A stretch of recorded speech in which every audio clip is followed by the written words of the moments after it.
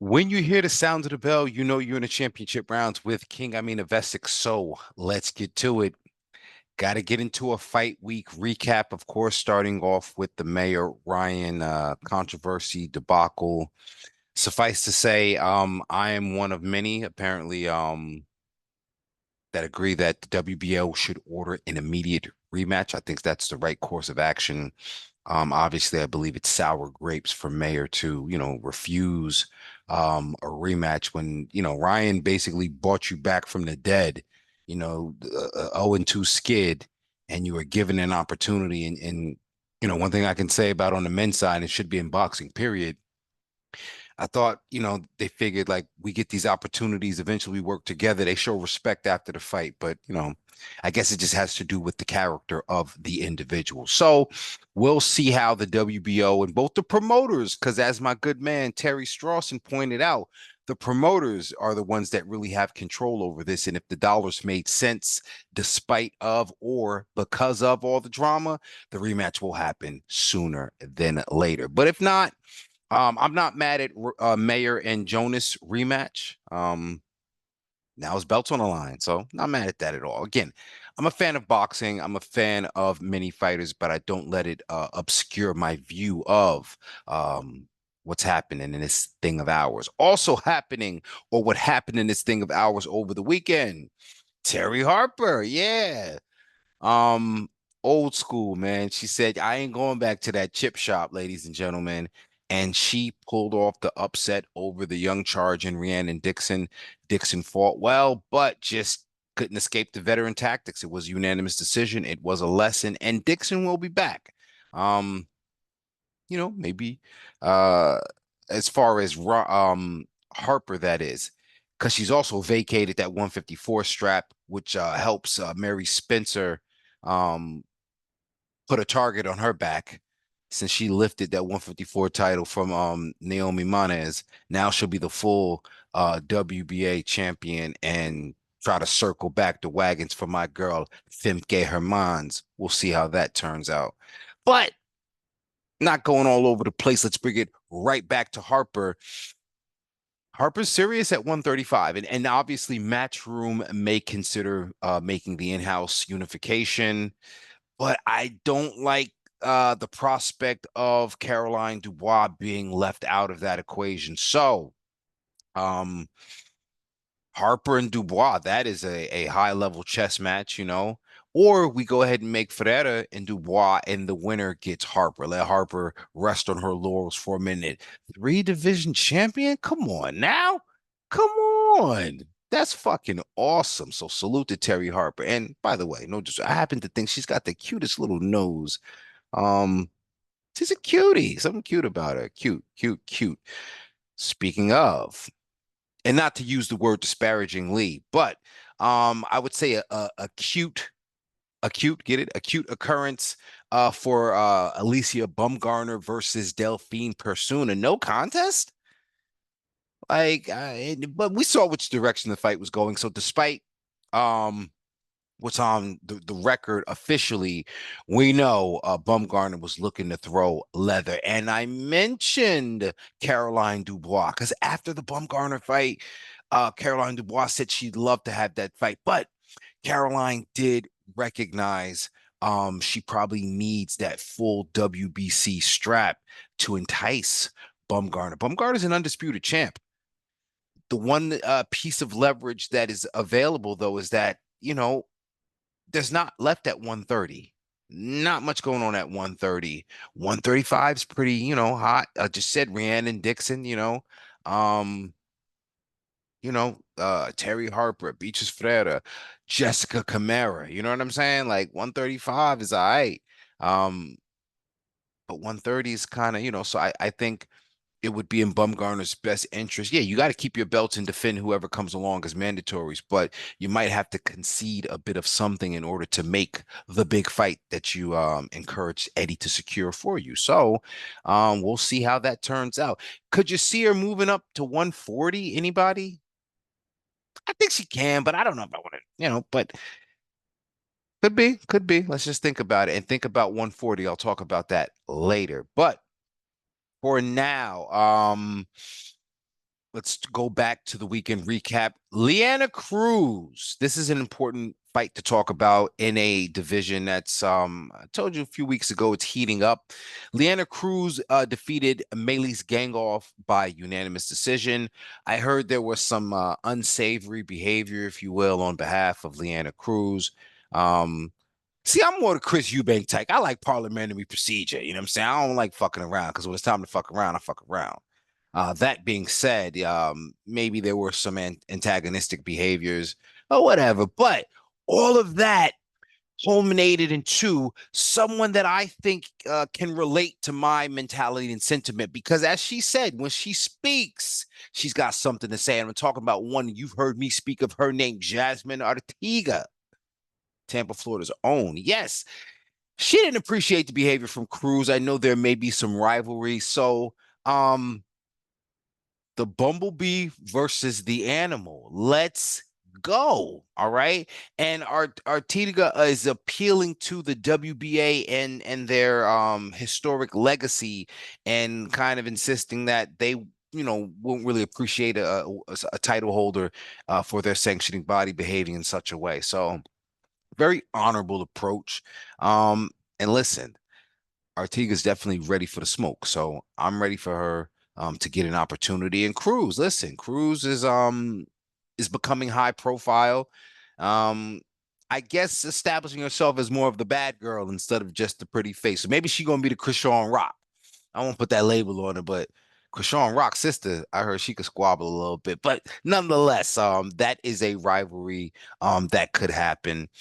Cruz, of course, is number 7 in the WBA. She's number 12 in the WBC. Is there a chance? Because what happens is Jenny Fuchs is the interim champ. We know what Ulysses Gonzalez or whatever her name is. Shorty ain't fighting nobody. But most of like the top 6 in the WBC at 115, they fight at 122. So or they fight at 118. They fight in other divisions is the point. So you kind of could, clear the way for Cruz, if it was a fight that was substantial, but you know, Alexis Gonzalez, whatever the hell her name is, yo, she need to show face so that way I can reaffirm and recognize her name, But be that as it may, we know that Clara Lescurat, and I know that Samson Lukowicz is being inducted into the Atlantic City Hall of Fame, but you got to get these some of these Argentinian fighters. You're getting them great fights in Argentina, but get them out of witness protection. Lescurat is the champion at 150, 115 WBA, and she's undefeated. But I don't know, man. You got something got to shake, man. That's why, I said the division was heating up. Don't have me out here looking crazy, man. Y'all got to do something, all right? Speaking of doing something, the fighter that I had the pleasure of interviewing, Joanna Wonder Wanyu. Listen, talking about Dark Horse, you know how like I feel about Caddis Artingstall in the featherweight. Like, yeah, Wanyu is my dark horse for bantamweight. I got my picks. I got chicken for the most part, but I got Sugar Neeks too. Need a little sugar in the Neeks. Listen, I got Wanyu because I like her style. It was a fight I saw her and she reminded me of Beatriz Ferreira.